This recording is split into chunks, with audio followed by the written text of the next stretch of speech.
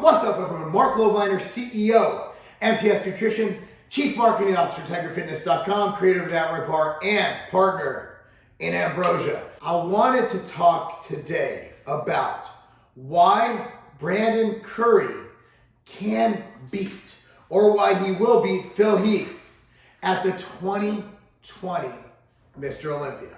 However, I will say, I will also be doing a video on the opposite, how Phil Heath can beat Brandon.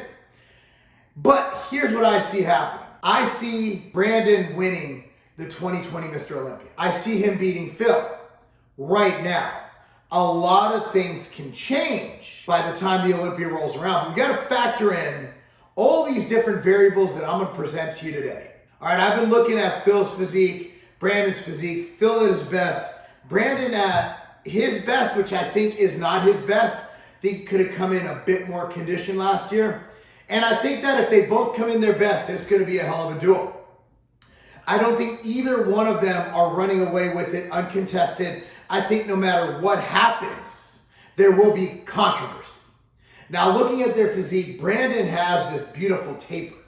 He goes from this to this, very narrow waist, and when he hits his shots, he controls his waist. For those of you who don't know, controlling your waist doesn't necessarily mean having a smaller waist. It means being able to hold it in when you're posing, and also in transitioning between poses, it means that you're able to control it so it doesn't look like you're about to give birth. Now, this is where I think Brandon will have the most success, as Sean Roden did against Phil Heath. Brandon's waist is tiny. The last time we saw Phil, in fact, the last few times we've seen Phil, his stomach has been protruding. Okay, not saying he can't bring that down, not saying that it's not fixable, but we have to go on what we know. And what we know is that we have yet to see Phil bring in his stomach to the point where Brandon does. Now, when Phil started, one of the best abdominal regions in the sport. However, as time goes on, things have changed. Now, Phil also had hernia issues and other issues. And if those have been corrected, if they can be corrected, that will play a huge role. And also looking at, I have to throw this in there, Nick's Strength and Power posted a picture of Phil in the off season in a very, very precarious pose, doing a chest press with his stomach out. And you can't factor that for anything. That means nothing. In fact, I'm kind of against Nick even posting that. It's like posting a picture of a man's penis after he gets out of a cold swimming pool. It is not the best time to evaluate someone's waist. So that would be number one. Number two, if you think for a second that politics don't play a role in everything we do in life, including competing in a subjective sport, you're out of your freaking mind. That is why I think for this, Phil is bringing a good bad boy image, kind of like Rodman on the Bulls in the 90s. However, Brandon is what everyone wants Mr. Olympia to be, at least everybody I talk to. Brandon is a family man. He's a humble man. He's a man who, no matter what Phil says to talk trash, will not say anything but it will be an honor to get on stage next to you to Phil. So no matter how much he's slandered, he's the greatest thing for the sport. And as the COVID Mr. Olympia, Brandon has yet to really be able to get out there and do a lot of events and demos. And really that's where a lot of these bodybuilders earn their money, is when they're able to do these guest appearances. But Brandon has been spending time going out, speaking to youth organizations, doing what he needs to do, promoting the sport in the best way he can. Brandon is an ambassador for the sport, and I think his image plays a huge role, at least subconsciously, to those judging the show. That's just my thoughts. At least it would. I'm not going to lie. Like, if I'm a judge for the Olympia, I want to have the best representative of the sport. And even if I put it in my mind that I want to be objective, that's going to play a role. Stage presence. Phil has great stage presence because he's Phil.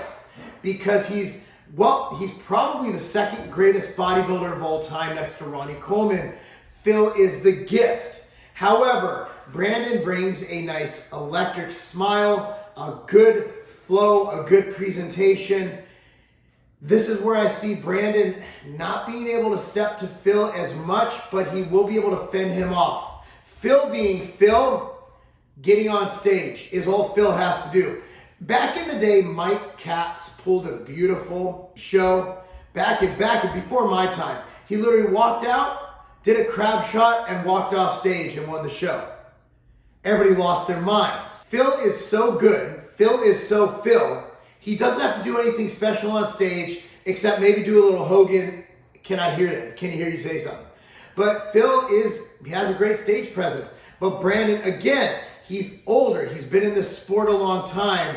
He will be able to pull off, fending off Phil's stage presence. And people just like him. Flow.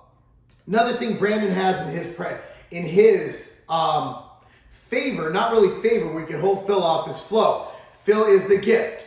He really has, the only thing I've seen stated about a weak point of his is his narrow clavicles, which I don't even know what the hell that means.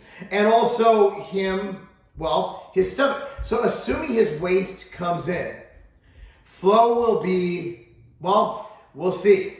In the grand scheme of flow, you got to go to that waist. If you have a nice taper, so it all depends on if Phil brings in his waist. Both bodybuilders, with the exception of maybe calves, which don't really matter. Dexter Jackson is a phenomenal bodybuilder. Calves aren't his strength. He won the Mr. Olympia, right? So they both have phenomenal strengths and very little weaknesses. Where Phil's going to win on body parts is going to be back. Phil's back is astounding, but Brandon's been working hard all year, and we'll see what happens. His back is not a weak point. Not a weak point. However, again, you're looking at, will you be able to compete against Phil's back? Even when Phil's waist was out of control, his back, he won. He won the show he lost when it comes to back. His back is almost unbeatable right now. Arms. Phil destroys people with phenomenal arms. Brandon has phenomenal arms. I think arms are another thing where I don't think it's going to be a deciding factor because they're both going to bring some really nasty, big, and disturbingly cartoonish arms. Conditioning. So I've gone over this before and I don't want to make this video all about this. Phil is a lighter skinned bodybuilder. Because of that, he will display the illusion of being in better condition because of that. Thinner skin, different pigment levels. That's my belief, okay?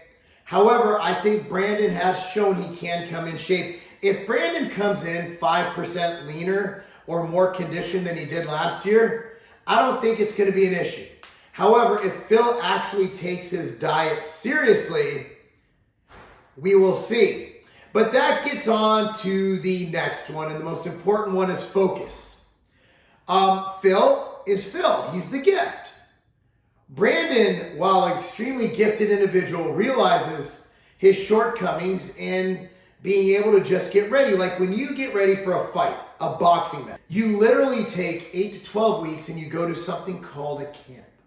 It's where a camp is where all you do is live, eat, breathe, sleep, boxing. You get up in the morning, you run, you eat, you take a nap, you get in the ring, you do skill work, you nap, you spar. Then you do your weight training at night or whatever your coach has you do. Brandon does the equivalent of a boxing camp for bodybuilding.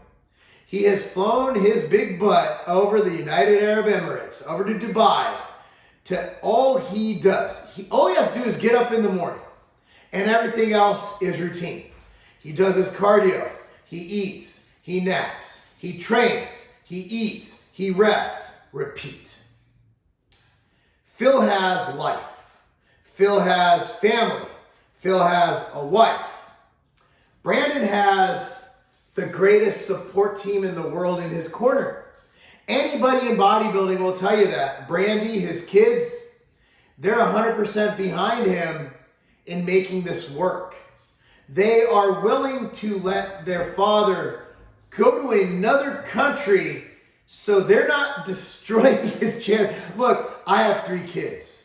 Brandon has 4. You cannot fully focus on anything when you have 3 or 4 kids. Period. The end. He literally puts his life on pause, and he has a freaking amazing wife who just takes up for him, and all he's focused on is that show. Another thing I want you to realize, when you're a man, and Brandon is a man, and you leave your family for weeks, you know that the impetus is on you to accomplish that goal. Because you didn't just sacrifice, your whole family did. And Brandon full well knows that. So focus. And having something to lose, which Brandon has everything to lose. To be a 1-time versus a 2-time Mr. Olympia is a lot. The last one. It's hard to knock the incumbent. Whether you're a president of the United States or whether you're the bodybuilder. Heath won 7 in a row. Honey won 8 in a row. Okay. Dorian won 6 in a row. Bodybuilding is a dynasty sport. It's not Brandon's job to beat Phil. It's Phil's job to beat Brandon. And it's always harder to unseat the guy on top than it is to keep the spot. So if Brandon does all these things, if he brings his conditioning slightly better than last year's and maintains that fullness, if he's able to focus, if he's able to maintain that stage presence, and he doesn't get caught selling crack, I think he'll be in a really good spot. The crack comment was because of the image, if you're not following along. Okay, guys, I appreciate you watching. Okay, this is going to be an amazing Mr. Olympia. I will be there. Huge announcement coming at the Mr. Olympia that you guys are going to want to see. But the next videos I got for this are going to be awesome, because I'm going to go over in detail everything you need to know about the Olympia. But I thought I'd kick it off with the 1-2. And I want to end this for all you people out there. Look, I don't see Hottie making a big thing. I don't see William making a big splash. Big Ramy, I don't even think we talk about him anymore. Flex Lewis, that's somebody you got to look out for. He could throw a stick in anybody's bicycle spokes right now. All right, see you guys next time. Until then, I want you guys to go down below in the description box. I want you to sign up for Tiger Fitness's newsletter so you know when we have our deals or sales, so you're not mad at me for not telling you on YouTube. I want you to sign up for our newsletter. I want you to follow me on all my social media, Instagram, Facebook, Twitter, all at Marc Lobliner. Again, appreciate you guys watching. I'm Marc Lobliner. That's not a game.